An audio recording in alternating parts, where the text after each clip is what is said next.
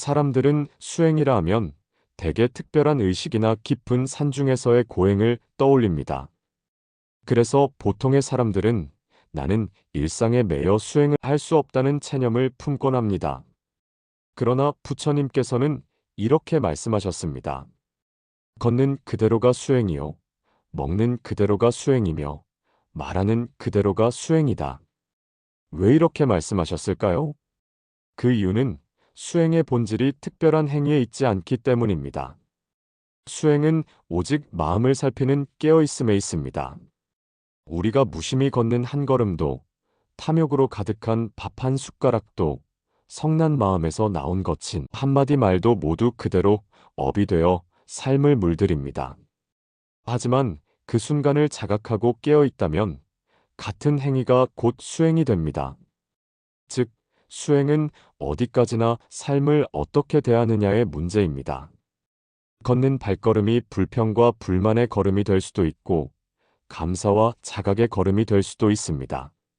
먹는 한 끼가 단순히 욕망을 채우는 행위가 될 수도 있고, 인연을 새기며 마음을 닦는 행위가 될 수도 있습니다. 말하는 한마디가 남을 해치는 독이 될 수도 있고, 세상을 이롭게 하는 자비가 될 수도 있습니다. 오늘 진리의 정원에서는 걷고 먹고 말하는 게 어떻게 수행이 될 수 있는지 부처님의 가르침을 통해 함께 살펴보겠습니다. 어느 날 한 젊은 제자가 부처님께 다가와 고개를 숙이며 여쭈었습니다. 세존이시여, 저는 도무지 수행을 잘하지 못하겠습니다. 명상에 앉아 있으면 마음이 산란해지고 고행을 하려 하면 몸이 약해 금세 지쳐버립니다. 저는 수행자가 될 자격이 없는 것입니까? 부처님께서는 잠시 제자의 눈을 바라보시며 조용히 말씀하셨습니다. 그대가 수행이라 부르는 것은 너무 멀리 있는 것이 아니냐? 깊은 선정에 들거나 산중에서 고행을 해야만 수행이라 여긴다면 그대는 이미 수행의 본질을 놓치고 있느니라. 제자는 의아한 눈빛으로 되물었습니다. 그렇다면 세존이시여, 수행이란 무엇입니까? 제가 걷는 이 평범한 발걸음이, 밥을 먹는 이 일상이 어떻게 수행이 될 수 있습니까? 부처님은 미소를 지으시며 차분하게 답하셨습니다. 수행이란 특별한 자리를 찾는 것이 아니다. 그대가 걷는 순간 발걸음을 살피며 마음이 어디 있는지 본다면 그것이 수행이다. 밥을 먹을 때 욕망에 끌리지 않고 한 숟가락의 인연을 감사히 여긴다면 그것이 수행이다. 말을 할 때 남을 해치는 말이 아니라 자비를 담아낸다면 그 순간이 곧 수행이다. 그러고는 다시 부연하셨습니다. 사람들은 크고 장엄한 것을 수행이라 여기지만 수행은 작고 평범한 순간 속에서 자라난다. 큰 나무가 작은 씨앗에서 자라듯 깨달음 또한 일상의 작은 실천에서 시작된다. 그대가 눈앞의 삶을 허투루 대하지 않고 깨어 있을 때 이미 수행은 그대와 함께하고 있느니라. 이처럼 수행은 산속의 동굴에 들어가서만 할 수 있는 것이 아닙니다. 지금 여기 일상의 순간을 어떻게 대하느냐가 수행의 전부입니다. 부처님은 마지막으로 제자에게 이렇게 말씀하셨습니다. 수행은 삶을 떠나는 것이 아니라 삶을 바로 보는 것이다. 수행은 먼 곳에 있지 않다. 그대의 발걸음, 그대의 밥 한 숟가락, 그대의 한마디 말 속에 이미 길이 있느니라. 부처님의 말씀을 들은 제자는 잠시 고개를 끄덕였지만 여전히 마음 한구석에는 의문이 남아 있었습니다. 그는 다시 조심스럽게 물었습니다. 세존이시여, 말씀은 잘 알겠습니다. 그러나 사람들은 수행이라 하면 산속에서 깊은 명상에 드는 것, 수년간의 고행 끝에 얻는 깨달음 같은 특별한 일을 떠올립니다. 걷고 먹고 말하는 평범한 일상이 어찌 그와 같은 수행과 같을 수 있겠습니까? 부처님께서는 조용히 제자를 바라보며 말씀하셨습니다. 사람들이 수행을 어렵게 여기는 이유는 바로 그대가 말한 것처럼 특별해야 한다는 생각 때문이니라. 그러나 그대는 잘 생각해보라. 큰 강도 작은 물줄기에서 시작하고 높은 산도 작은 흙덩이에서 쌓이듯 수행 또한 작은 순간에서 자라난다. 작다고 해서 본질이 다른 것이 아니니라. 제자는 잠시 눈을 감고 곱씹더니 다시 질문했습니다. 그러면 세존이시여, 수행의 핵심은 어디에 있는 것입니까? 무엇을 바라보아야 제대로 수행하는 것입니까? 부처님께서는 잔잔한 목소리로 답하셨습니다. 수행의 핵심은 마음을 바로 세우는 것이다. 그대가 무엇을 하든지 마음을 잃지 않는 것이 곧 수행이다. 걷더라도 마음이 탐욕과 분노에 끌려 있다면 그 걷기는 수행이 아니요. 밥을 먹더라도 무심히 먹는다면 그 먹기는 단지 배를 채우는 행위일 뿐이다. 그러나 마음을 살피며 걷고 감사의 마음으로 먹고 자비를 담아 말한다면 그것이 곧 수행이다. 그러고는 제자들에게 이렇게 덧붙이셨습니다. 어리석은 이는 멀리서만 수행을 찾으려 하고 지혜로운 이는 가까이서 수행을 발견한다. 수행은 특별한 길에 있지 않다. 그대가 일상의 자잘한 순간을 놓치지 않고 바라본다면 그 순간이 바로 깨달음의 문이 된다. 이 말씀을 들은 제자들은 깊이 고개를 숙였습니다.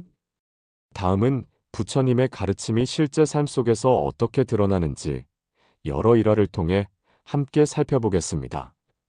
어느 날 한 젊은 수행자가 허겁지겁 밥을 먹고 있었습니다. 그는 음식을 씹는 데 마음을 두지 않고 오로지 배를 채우는 데만 집중했습니다. 그 모습을 지켜보던 다른 제자들이 수군거렸습니다. 부처님께서 그 소리를 들으시고 수행자를 부르셨습니다. 그대여, 어찌하여 그렇게 서두르며 음식을 삼키고 있는가? 수행자는 당황하며 대답했습니다. 세존이시여, 저는 빨리 식사를 마치고 선정에 들고자 합니다. 수행 시간을 늘리기 위해 밥 먹는 일은 가능한 빨리 끝내려 합니다. 부처님께서는 잠시 눈을 감으셨다가 다시 말씀하셨습니다. 그대는 수행을 밥 먹는 것과 분리하고 있구나. 그러나 그대가 알아야 할 것은 밥 먹는 그 순간 또한 수행이라는 사실이다. 수행자는 놀라며 되물었습니다.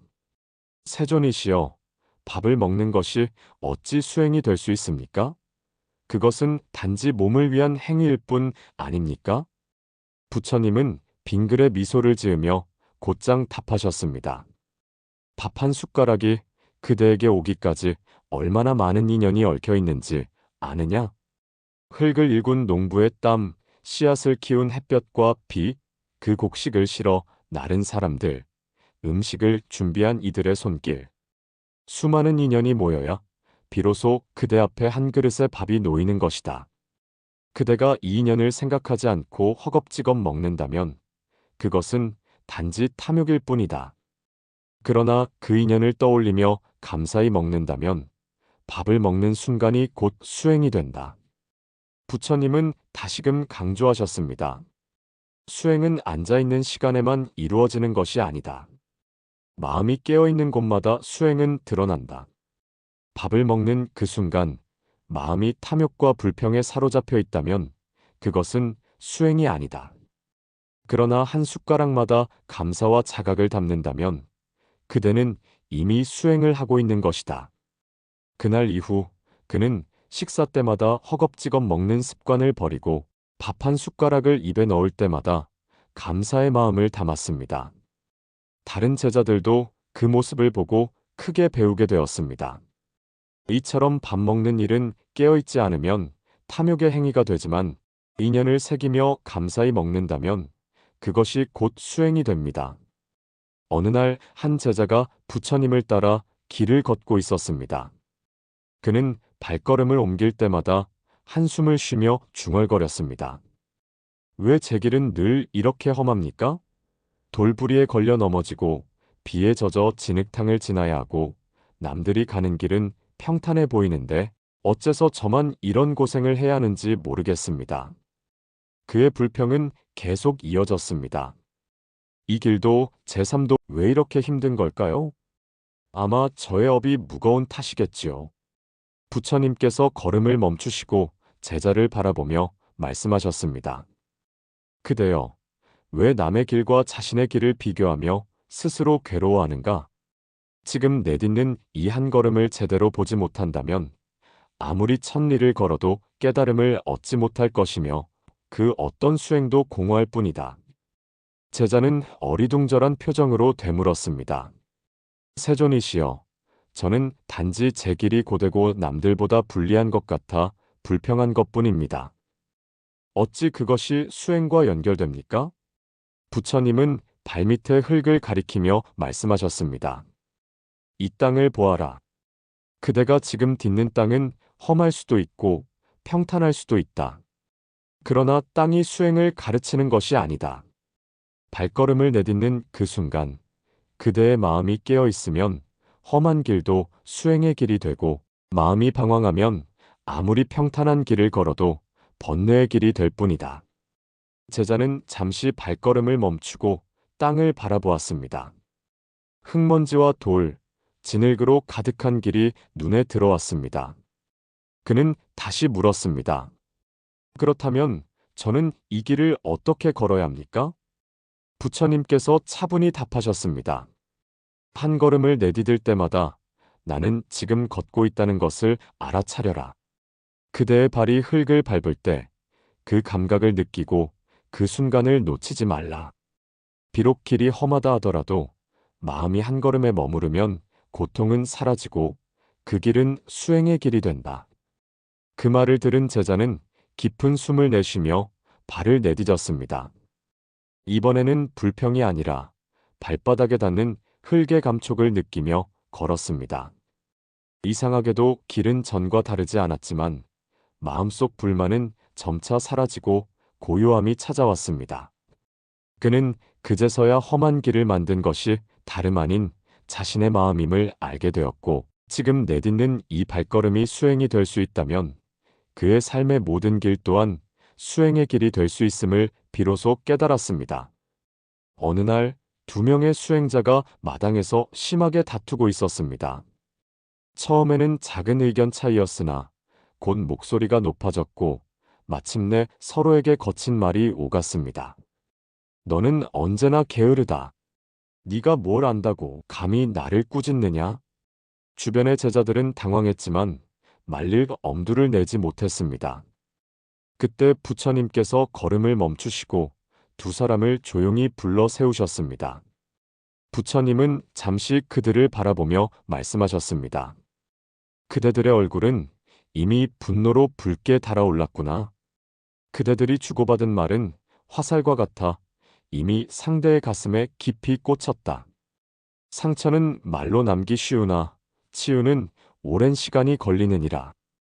두 수행자는 부끄러워 고개를 숙였지만 아직 분노가 완전히 가라앉지는 않았습니다.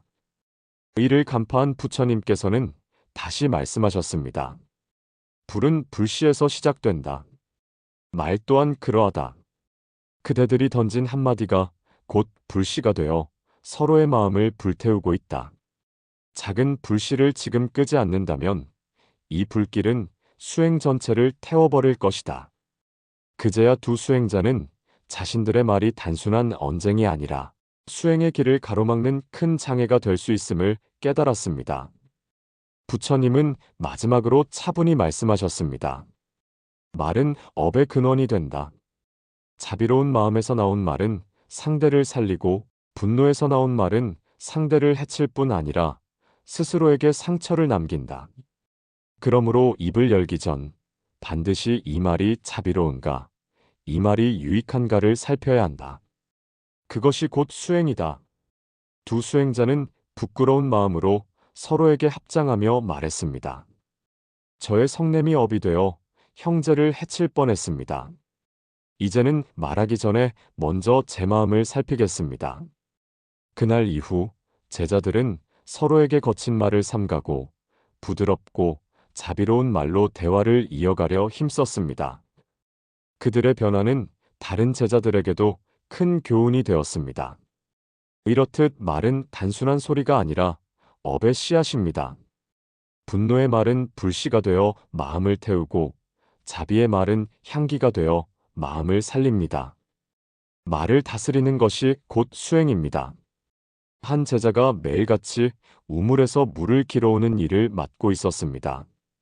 처음에는 묵묵히 했지만 시간이 지날수록 마음속에 불만이 쌓여갔습니다. 그는 속으로 중얼거렸습니다.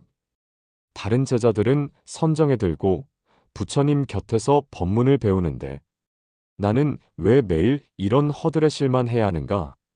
이건 수행이 아니라 노동일 뿐이야. 그러던 어느 날 무거운 두레박을 끌어올리던 제자가 결국 투덜거리며 불만을 드러냈습니다. 세존이시여, 저는 수행이 하고 싶습니다. 그런데 왜 늘 물 깃는 일만 시키십니까? 저는 발전하지 못하고 뒤처지는 것 같습니다. 부처님께서는 조용히 제자를 바라보며 말씀하셨습니다. 그대는 물을 깃는 일이 단순한 허들의 일이라 생각하는가? 그러나 잘 살펴보아라. 두레박을 내릴 때 그대의 조급함이 가라앉고 물을 퍼올릴 때 그대의 게으름이 사라진다. 물이 맑게 솟아나듯 그대의 마음도 함께 맑아지고 있지 않느냐? 제자는 여전히 의아해하며 물었습니다. 하지만 세존이시여, 저는 명상이나 경전 공부를 더 원합니다. 물 깃는 일이 어찌 그것과 같은 수행이 될 수 있습니까? 부처님께서는 천천히 우물가에 앉으시며 말씀을 이어가셨습니다. 수행은 특별한 자리에만 있는 것이 아니다. 마음을 살피며 하는 모든 행위가 수행이다. 그대가 물을 깃는 동안 원망을 품으면 그것은 고통의 노동이 된다. 그러나 그 순간을 자각하며 나는 지금 물을 깃고 있다는 깨어있음을 지닌다면 그것은 곧 수행의 시간이 된다. 깨끗한 물이 그릇에 담기듯 그대의 마음 또한 청정해지는 것이다. 부처님의 말씀에 깊은 깨달음을 얻은 그는 더 이상 불평하지 않고 매번 물을 깃는 시간을 자신의 수행 시간으로 삼았습니다. 이렇듯 수행은 행위의 크기가 아니라 마음의 태도에 있습니다. 허드렛일처럼 보이는 일도 깨어있으면 번뇌를 씻는 수행이 될 수 있습니다. 어느 날 한 여인이 갓난아기를 품에 안고 부처님께 찾아왔습니다. 그녀의 눈가에는 피곤과 서러움이 동시에 묻어 있었습니다. 그녀는 눈물을 글썽이며 말했습니다. 세존이시여, 저는 매일 아이를 돌보느라 쉴 틈도 없습니다. 밤이면 울음을 달래야 하고 낮이면 젖을 먹이고 손에서 아이를 내려놓을 수조차 없습니다. 다른 이들은 명상에 들고 경전을 배우며 수행을 한다는데 저는 수행이라 부를 만한 시간을 갖지 못합니다. 저는 수행과 인연이 없는 사람인가요? 부처님께서는 그녀를 바라보며 따뜻하게 미소 지으셨습니다. 그대여, 수행이란 반드시 앉아 명상하는 것만을 말하지 않는다. 수행은 마음을 살피는 데에 있다. 그대가 아이를 돌보며 불평을 품는다면 그것은 고통이 되지만 아이를 돌보며 자비를 기른다면 그것이 곧 수행이다. 여인은 고개를 갸웃하며 되물었습니다. 아이를 돌보는 것이 어찌 수행이 될 수 있습니까? 저는 그저 어머니로서 해야 할 일을 하는 것뿐인데요. 부처님께서는 아기를 품은 그녀의 손길을 가리키며 말씀하셨습니다. 그대가 아이를 안을 때 마음은 부드러워지고 연민이 자란다. 그대가 아이의 울음을 달랠 때 인내심은 깊어진다. 그대가 아이를 먹일 때 탐욕 없는 베풀미 이루어진다. 이 모든 것은 곧 수행의 근본이 되는 자비의 실천이니라. 그제야 여인의 눈가에서 눈물이 흘러내렸습니다. 그러나 이번 눈물은 슬픔이 아니라 안도와 감사의 눈물이었습니다. 세존이시여, 저는 그동안 수행을 멀리서만 찾았습니다. 하지만 이미 제 품속에서 수행을 하고 있었군요. 부처님은 고개를 끄덕이며 말씀하셨습니다. 그렇다. 자비가 없는 수행은 뿌리 없는 나무와 같다. 그대가 아이를 돌보며 기르는 자비야말로 가장 깊은 수행이다. 그대가 이 마음으로 삶을 살아간다면 어머니의 길과 수행자의 길은 다르지 않다. 그날 이후 그녀는 아이를 돌보는 시간을 억울한 희생이라 여기지 않았습니다. 오히려 매 순간을 수행의 기회로 삼으며 아이와 함께 마음을 닦아갔습니다. 이처럼 사랑과 자비로 행하는 모든 일상이 곧 수행입니다. 특히 부모가 자식을 돌보는 그 마음은 수행의 가장 깊은 뿌리입니다. 수행은 멀리 있지 않고 특별한 의식 속에만 있지 않습니다. 밥을 먹고, 길을 걷고, 말을 하고, 청소를 하는 일상 속에서 우리가 깨어 있을 때, 그 모든 순간이 곧 수행의 자리가 됩니다. 오늘 부처님의 말씀은 여기까지입니다. 시청해주셔서 감사합니다. 구독과 좋아요로 함께 해주시면 부처님의 지혜를 전하는데 큰 힘이 됩니다.